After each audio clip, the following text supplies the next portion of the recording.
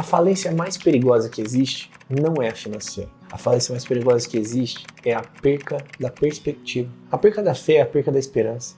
A perca da visão de como a vida deveria ser.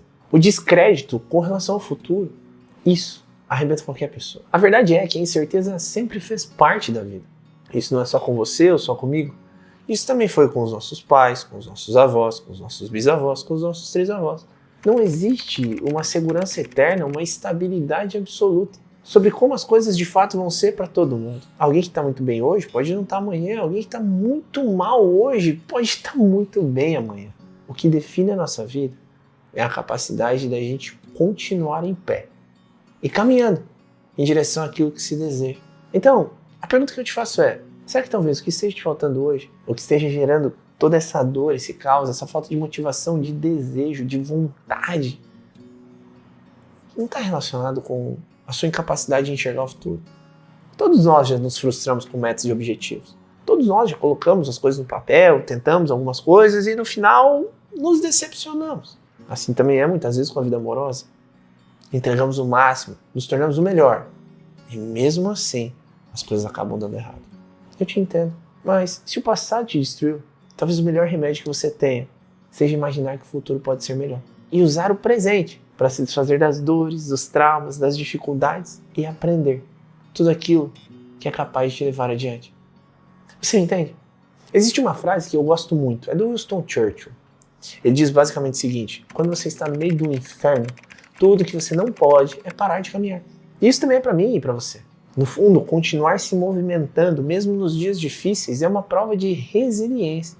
E essa resiliência, muitas vezes, te leva para um lugar muito melhor. Eu sempre brinco com os meus clientes, com os meus amigos, fazendo a mesma pergunta para eles. Se hoje 10 milhões de reais caíssem na sua conta, você saberia exatamente qual seria a finalidade do dinheiro? E a maior parte deles diz para mim: não. Eu falo: por isso você não tem 10 milhões sobrando. Muitas vezes, a nossa cabeça precisa saber exatamente o que vai acontecer quando a materialização das coisas chegar. É isso que nos impulsiona. Então nós vivemos sempre em busca de algo, desejando algo, sonhando com algo e, acima de tudo, trabalhando para que aquele algo aconteça. E quando o plano se torna real, concreto e efetivo, com muito esforço, muito trabalho duro, parece que uma chavinha na nossa cabeça muda completamente. E você começa a pensar: caramba, que incrível viver assim. Que incrível perceber tudo isso. Uau! Até que a vida pode ser boa, não é mesmo? Agora, quando você não tem esses planos, esses objetivos, essas metas, essas ambições, não sabe exatamente o que esperar da vida e o que você vai fazer quando as coisas boas chegarem, a grande pergunta que fica é: por que elas chegariam? Se provavelmente você perderia uma grande parte desse presente fazendo besteira. Porque geralmente é isso que acontece quando a gente não se prepara para o sucesso. Quando ele chega, a gente faz cagada. Quer um exemplo? Mega Sena. Quantas pessoas muitas vezes chegam, ganham o prêmio e anos depois estão quebradas? Elas nunca nem imaginaram que dava para ter aquele dinheiro. Então elas nunca deram um fim na cabeça delas para toda aquela riqueza. Elas não construíram lógica. Elas não se prepararam para aquilo. Então é muito fácil fazer qualquer baboseira. Porque qualquer coisa que eu faça parece boa. E aí vem as orientações equivocadas, os processos equivocados e a própria imaturidade. Que é outro exemplo? Jogador de futebol. Quantos jogadores muitas vezes ganham uma bolada e depois se aposentam e então vem aquela famosa frase: fulano de tal perdeu tudo. Por quê? Muitos jovens enriqueceram. E sem a orientação certa do como usar aquele dinheiro, eles acabam se ferrando. Eles não foram moldados para aquilo. Ao mesmo tempo, existe um movimento contrário. Muitos empresários idealizam, sonham, imaginam como as coisas serão quando eles tiverem alcançado um determinado objetivo. Então, quando eles alcançam aquele objetivo, eles já têm um plano concreto de tudo o que vai acontecer depois. Porque eles passaram, muitas vezes, anos se arrebentando. E aí, quando a prosperidade vem, parece que ela vai se tornando cada vez maior, maior, maior, maior, maior. Qual a diferença entre os dois? O processo, a criação, a estrutura, o sonho. A busca por implementar ações ao longo do caminho que aproximassem as pessoas do caminho que elas desejavam.